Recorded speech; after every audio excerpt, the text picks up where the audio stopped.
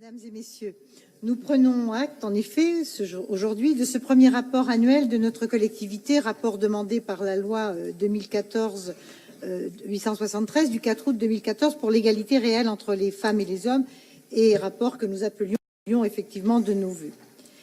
Nous ne pouvons que saluer les signes positifs de l'engagement de l'exécutif en faveur de cette cause. Tout d'abord, la signature de la Charte européenne, à laquelle nous vous avions demandé d'adhérer lors de la séance plénière du 31 mai 2016.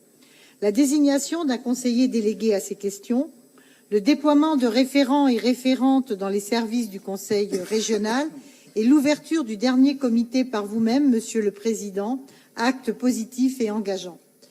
Ce premier rapport est avant tout un état des lieux, un document référence présentant des pistes d'action et des engagements du Conseil régional.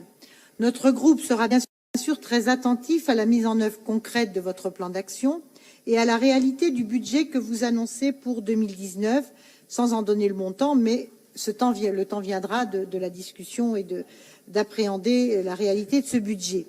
Cependant, nous restons sans réponse, ou en tout cas, je l'ai peut-être pas bien lu, sans réponse quant aux éventuelles formations dispensées auprès des agents et agentes de notre collectivité, et pas seulement des référents et référentes.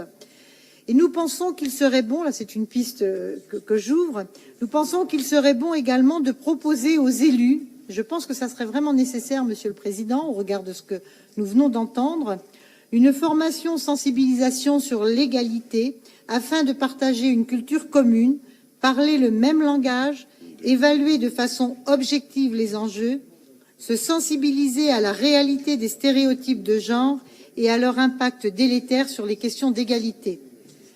Nous regrettons encore une fois que le prix égalité ait été revu à la baisse par rapport à ce qui existait en ancienne région Champagne-Ardenne. C'est vrai que c'est souvent un objet de discussion avec Monsieur Cassaro et nous espérons que le budget que vous annoncez sera à la hauteur des enjeux.